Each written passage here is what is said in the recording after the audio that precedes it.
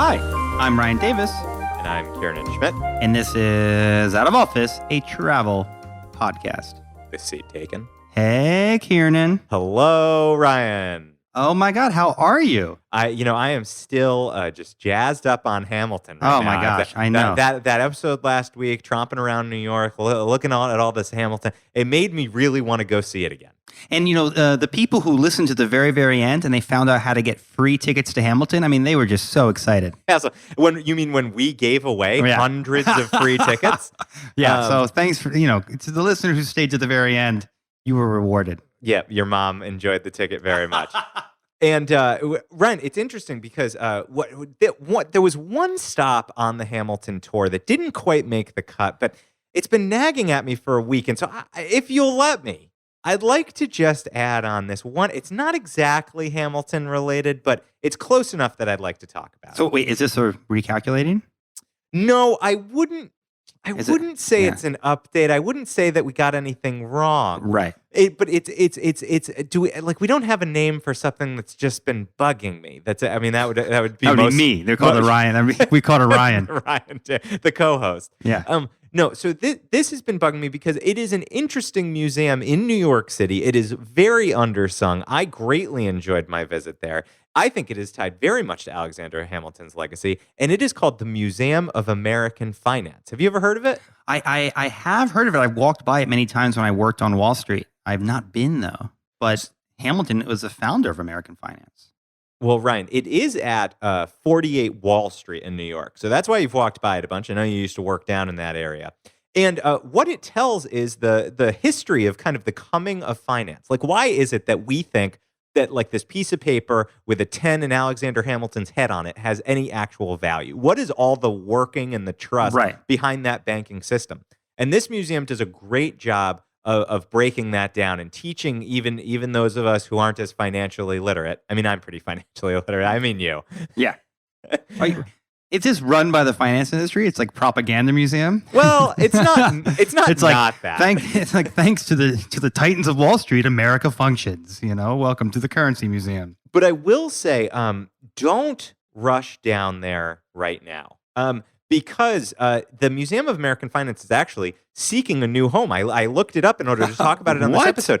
It's not that it went bankrupt. I know that's what you want to say. That would be funny. No, there was a flood that a water main burst and it basically ruined the building. And sort of a metaphor for what Wall Street did to this country in 2008. Yeah, exactly.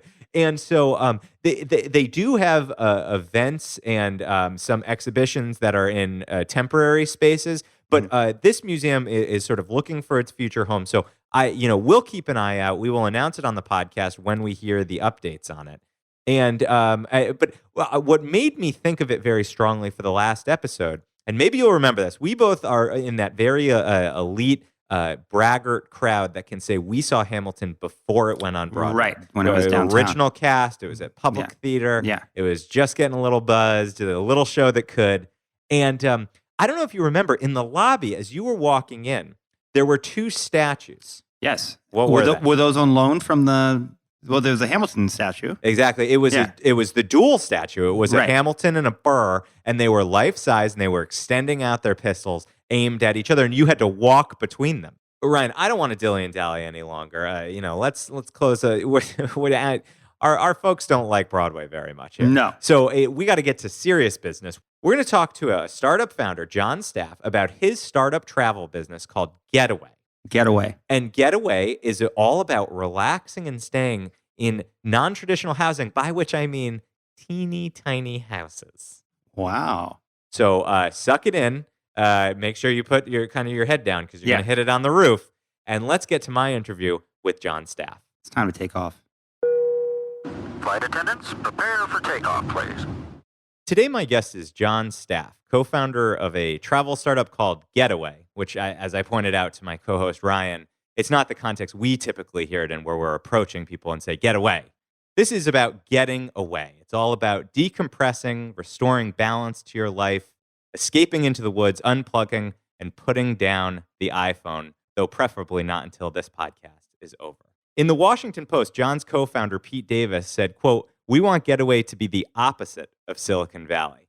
That's not usually what you hear from two Harvard-educated entrepreneurs. So we're going to dig in to that business model and mission of Getaway. So, John, thank you so much for coming on Out of Office. Thank you. I'm excited. So first, why don't you just give us the big picture? What is the idea behind Getaway? So at Getaway, we build these tiny cabins. We stick them in the woods, and we rent them out by the night to folks who want or need or both disconnect and recharge. So it's all about getting offline, getting out of the city, getting away from work. Our cabins have no Wi-Fi. There's no television. There is a campfire. There is a little kitchenette. We try to give you everything you need and nothing you don't, so you can reclaim a little bit of time and space in this crazy world. And how about cell signals? Do you pick destinations so that your cell phone just doesn't work? Period. You know, I wish we could. We have some of those. It turns out that Verizon has covered the country pretty well, so sometimes there is signal. But we do put a cell phone lockbox into every cabin and encourage you to lock up your cell phone for the duration of your stay. And I mean, do you see this as kind of a broader social mission? Well, I view it as a reaction to how much the world has changed in the last 20 years. You know, and in many ways, it's almost cliche to talk about, you know, how much technology has crept into our lives and how negative it is. After many of us have read, you know, the articles about Silicon Valley CEOs sending their kids to schools without technology, and you know, all of the research around push notifications, you know, driving up our heart rates and, you know, giving us a dopamine rush and therefore addicting us. So in a lot of ways, it feels like almost like an old story. But the thing is, we're only like 15 years into the iPhone, less I think.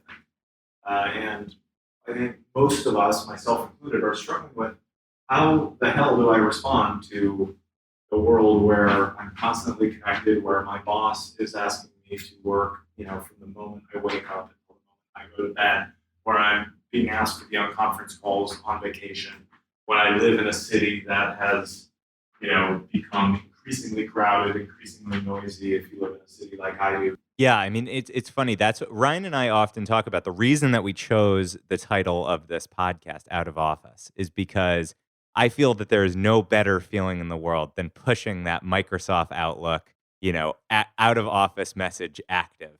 And I like to set it so that it's sending every time somebody sends an email. So even if it repeats, they get it back just so they'll stop emailing. So you tease them. Exactly. And it's funny because, as you say, like, I have coworkers who will say, well, you know, I'm on vacation next week, but I can take that call, or I'm on vacation, Right. but like the kids will be, you know, at the amusement park, and I pick up then. And I try to, you know, model for them. No, when you're on vacation, when you're out of office, you should genuinely be out of office.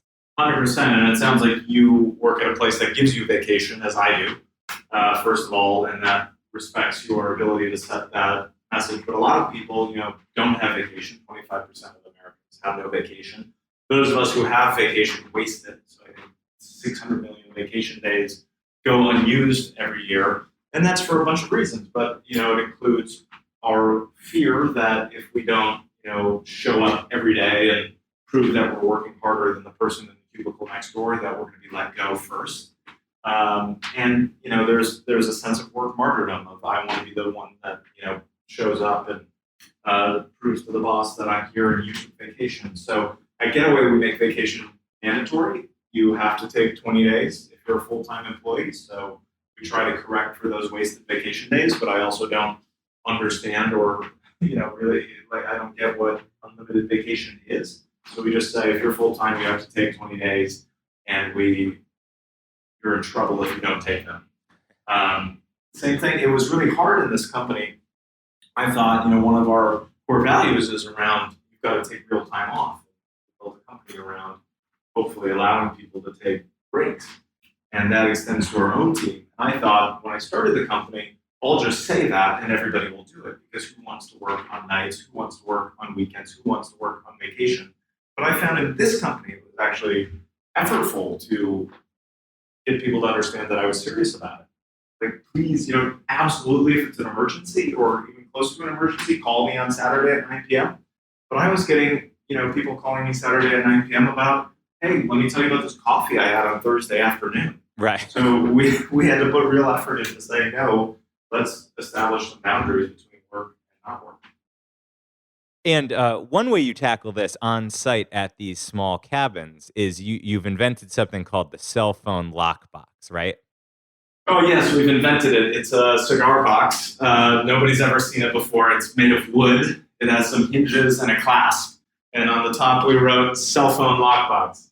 Does it not have some sort of locking mechanism? Well, it has a jewelry box, a latch on it. Oh, okay. So there is no I lock. was hoping that like maybe when I come, I put the cell phone in it and I say, this should not open for 36 hours. It's funny. Maybe we should upgrade to something like that. I really liked in your company's podcast, which folks can check out. You described the places that you are as it's no place special, which I thought was very funny. So why don't you give a sense of what kind of sites you're picking and what this tiny cabin is actually like? So the experience we're trying to create is we want to be the ripcord you pull when you're sitting in your cubicle. You're tired, you're stressed out, you're frustrated, you're mad at your boss, you don't want to go home to your messy apartment, you don't like your cat anymore, whatever it is. We want to be the ripcord you pull, and 2 hours later, you're in a totally different context. You're sitting next to a campfire, you're making s'mores, you're having a deep conversation with your partner, or you're alone, getting back in touch with yourself. And so to that extent, the cabins and the locations of the cabins are a means to an end. We do think that drive time is important to being near enough that you can go there easily, but far enough that you can escape. But you're right that in the beginning, the locations were secret. We literally did not tell people for a couple of years where they were. We just said, if you're in Boston or if you're in New York, which are our first two markets, we promise it's within 2 hours. And that was it. Like you could be going to Cape Cod, you could be going to New Hampshire, you could be going to the Berkshires if you were in Boston. And we did that because I wanted to make sure we were making this point that this is about escape and not about destination. I think destinations are great. I've been to Yellowstone. I want to go back to Yellowstone. Yellowstone's a great destination. When I'm in Yellowstone, it's 2 million acres. I feel like I need to cover a lot of ground on that trip.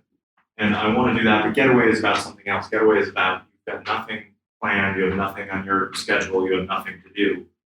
And so the cities that you currently offer getaway cabins around are Atlanta, Boston, Dallas, Los Angeles, New York, Pittsburgh and Cleveland, Portland, and Washington, D.C.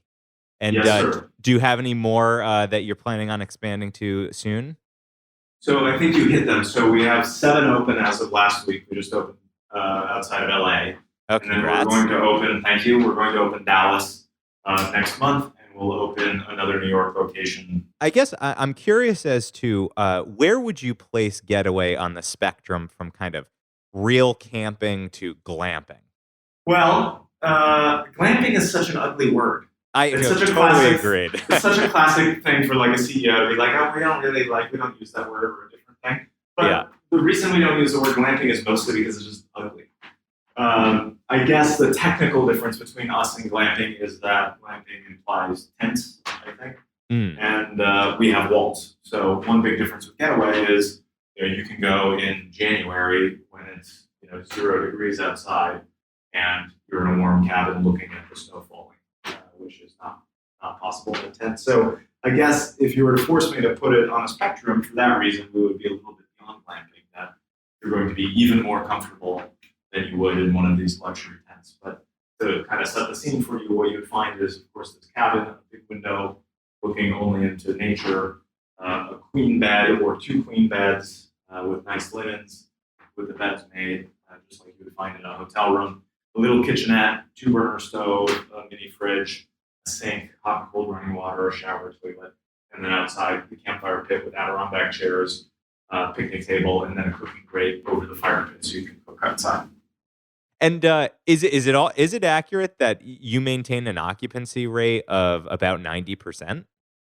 Yes, or more. Yeah, we've been very lucky with demand since day one. I mean, at day one, this was Peter and I, Pete Davis, who I started the company with, saying, let's build this thing because we want to use it. We want it to exist in the world, which was different than my prior startups, which were more about like, what does TechCrunch think is cool? What does Mary Meeker the famous VC you think is going to make people money. This was about, what do we want to do? And the answer is we want to go to the woods without Wi-Fi and escape everyone and everything, at least temporarily.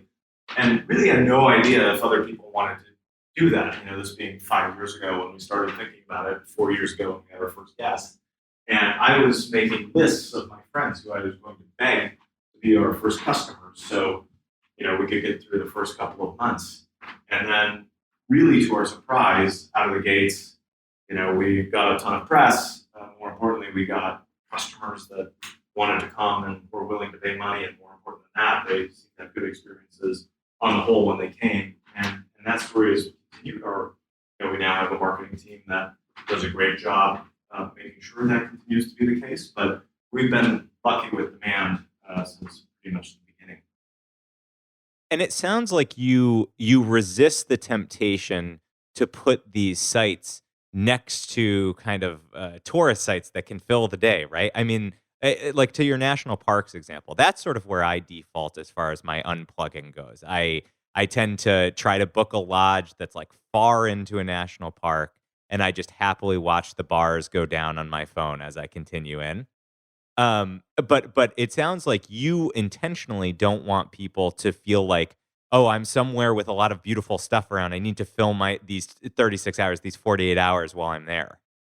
Well, what I would say is that we're agnostic. We end up in always really beautiful places and often in these more iconic natural destinations. So, for example, in DC or outside of DC, we're right next to the Shenandoah National Park.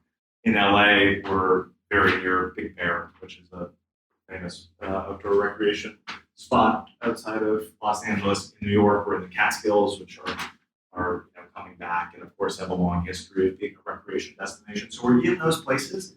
It's not a requirement for us. The requirement is, it's quiet, serene, beautiful, and the right distance from where you live. But you're absolutely right that one of the weird things about our business is when we do end up in those places where there's lots of cool stuff around, be it a ski hill or a cool downtown or breweries or vineyards or whatever.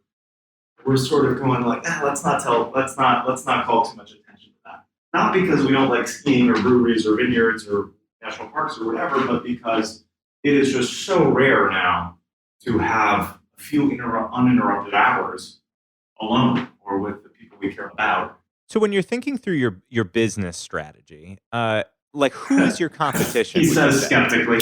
He says, as you're thinking about your business strategy where you locate things in the middle of nowhere where nobody wants to go and don't allow them to do anything. Man, you're cash flow positive and you've got investment. I'm not judging the model. I just want to know more about it. No, I mean, I'm just curious. Like, who do you think of as your competition? I mean, do you think it's just people packing tents and heading into the woods themselves? Well, in many ways, yes. I'll steal from Reed Hastings from Netflix, who said, "We're not competing with Hulu. We're not competing with HBO. We're not competing with the other streaming services. We're competing with sleep, and we're winning." Right.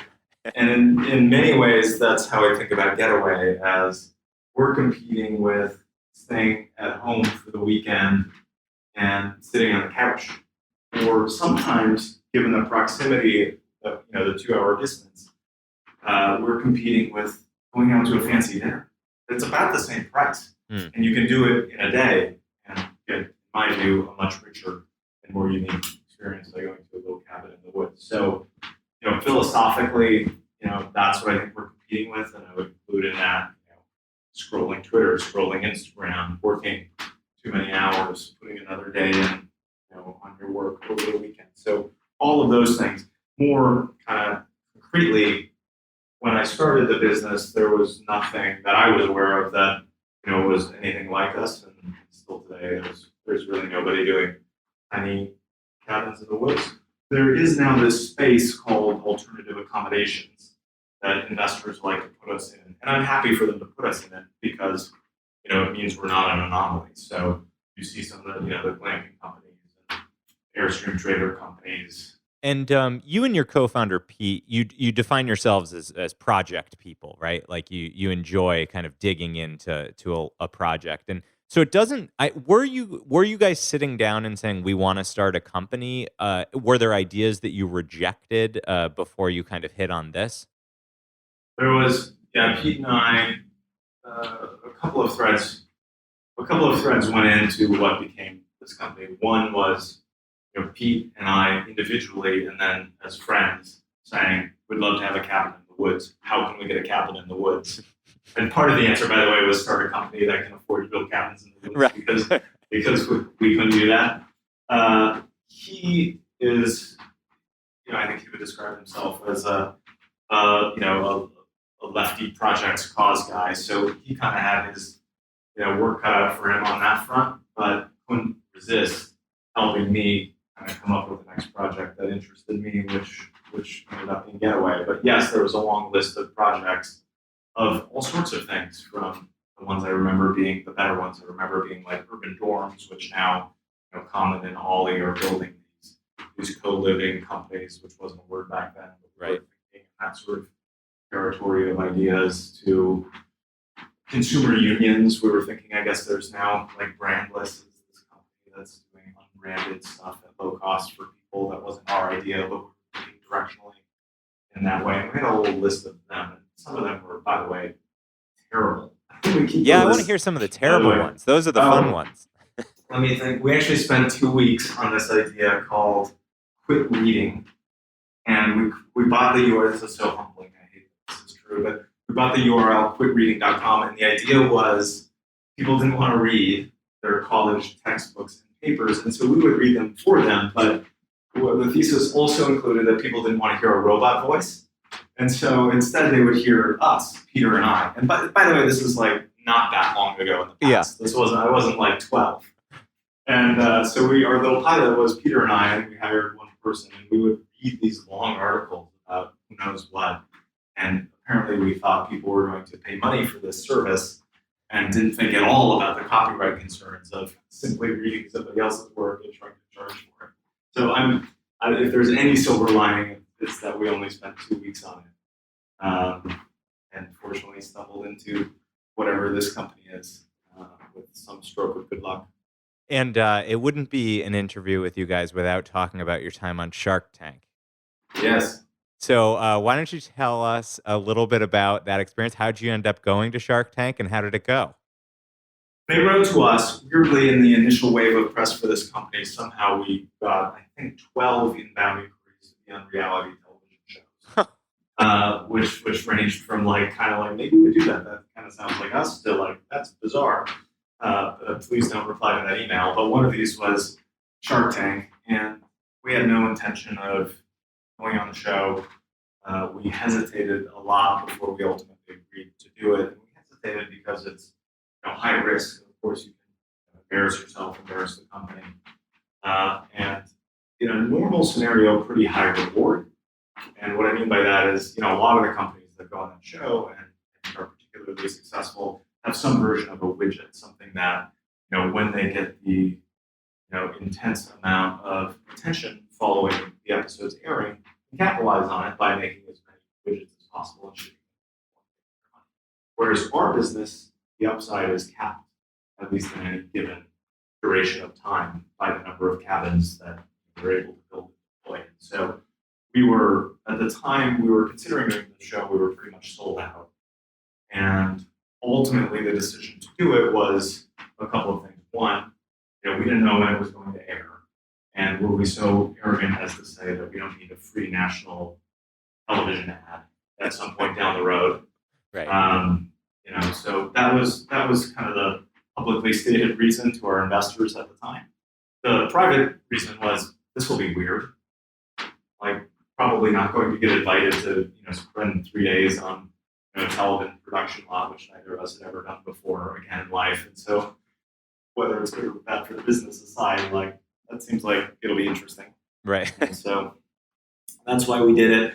And how it went was, we got some offers, we turned them down. I think the show is sort of known that you don't get a very good deal on that show compared to, if you're able to connect with venture investors or whomever, not on television. I got in trouble for saying real investors versus Shark Tank investors when we did the show, which didn't go over great, but to hell with it. If you can connect with real investors, you get a better deal typically.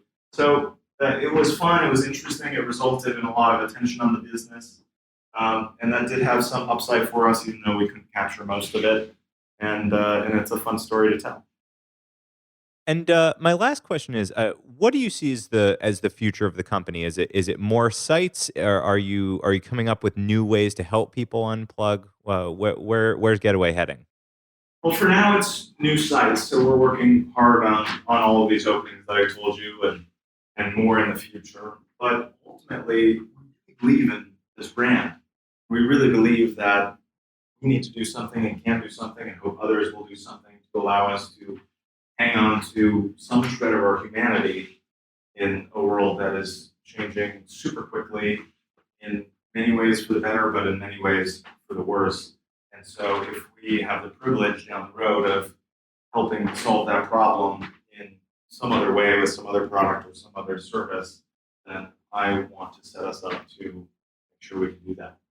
Well, I love the mission of the company. I'm always advocating for folks to put down their phone as much as possible and get out there and explore. So Jon Staff, thank you so much. The URL is getaway.house. So please go book there and take a respite away from your workaday life. Thank you so much. Thanks so much. And now it's time for the last stop. Ladies and gentlemen, this is the last stop on this train. Everyone, please leave the train. Wow. So are you ready to climb into a teeny tiny house, Ryan? Never before have I wanted to be so small. No more of your maximalist lifestyle. No, Ryan. no. We are going to cut down. I think. Yeah. I think we're going to take a getaway out to one of these rural little tiny tin cabins. I love it. Yeah. I think that one of the things that's wrong with most of the hotel rooms I stay at is they're too large. Well, I do think that there's something to the tiny cabin. It does help you unplug and get away from the city. It's also a destination that is not likely to be over touristed. That's true. Only so many people can fit. Yeah, So though unless you're vacationing with clowns, in which True, case hundreds could be in one of these little cabins. I bet So- my mom could have gotten the whole family in one back in the day. You know, she's like, Well- we're all staying in this little one room. Well, thank you to Jon Staff and Thank you, Getaway. Jon. We'll of course include the link in the show notes. But Ryan, for now, it's time for the last stop. Now, the last stop is the final segment of the show. This is we are in the last stop. It's Right. your favorite segment. It's the my people favorite segment. It's the people segment. We tested out the oligarch segment. Yeah. Didn't really get the catch on that we were hoping for. So we're going to stick to the people segment. And it's a moment for us to pause and share one thing that we did to keep that spirit of travel alive, even during the workaday week. You know, so we're going to each share one thing that we did, thought about, ate, shopped for, read that fed the spirit of wanderlust within us. So Ryan, I have to ask you, what is your last stop this week? So me, like a lot of the TV viewing public, was obsessed with the HBO dramatic series Chernobyl. I haven't watched it. Oh, it's fantastic. Yeah, You're I gonna love heard. it. Yeah. And it tells in painstaking detail the sort of how the disaster of Chernobyl happened and how these brave men and women fought to save lives. And it's a thrilling piece of television, and I totally recommend it. But what's funny is that even though it's about a nuclear disaster that claimed a lot of lives and shortened many, many more lives, it has sparked a tourism. People are like, we got to go there. Yeah, you got to get to Chernobyl, kids. Yeah, and so Chernobyl now, Ukraine has now opened it as an official tourism zone. Now, granted, if you're Ukraine, you don't have like a long list of tourism zones. It's good that you have this nuclear exclusion zone to offer. It's highly exclusive. Yeah. So there's been, it's highly, yeah. I hear the reviews are glowing. Yeah, it's burning up. Tickets are, you know, and they've already had massive parties there. They last year they had a party that featured novelty gas mask, radioactive ice cream, Lord. and a multimedia art show.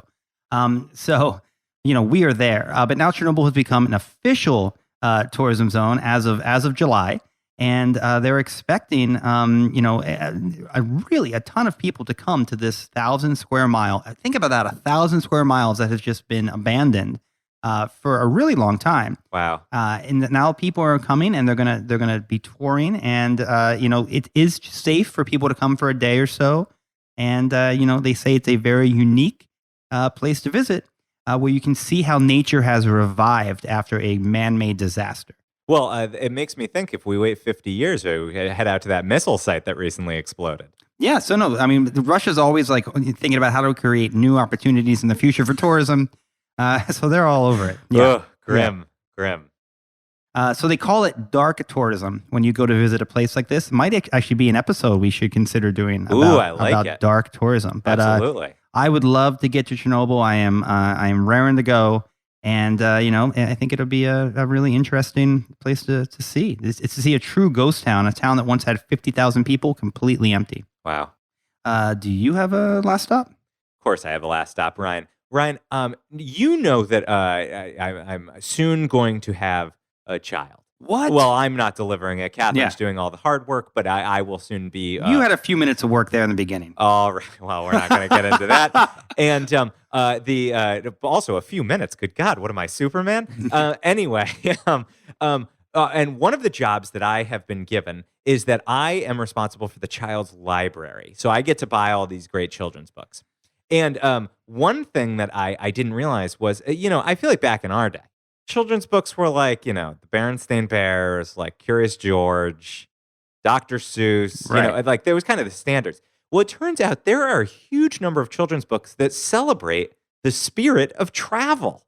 Really? Absolutely. This is fantastic. And so I have been taken, especially with this one book. It's called Anything and Everywhere, a fact-filled adventure for curious globetrotters. It's a mouthful. It's by Mark Martin. How old is your child? Well, my child is not yet born, so it's not anything yet. Right. But I will be showing it the many vibrant pictures that make you feel like you are traveling all over the world, because I need to instill this spirit of wanderlust from a young age. Right, and nothing like a guidebook really gets a kid going. I love a guidebook, and so we're not gonna be dealing with any of the like fluffy kitties and puppies. We are talking planes, trains, and automobiles. This kid's going to be a traveler extraordinaire. Have you considered getting the Richard Scarry book, Airport?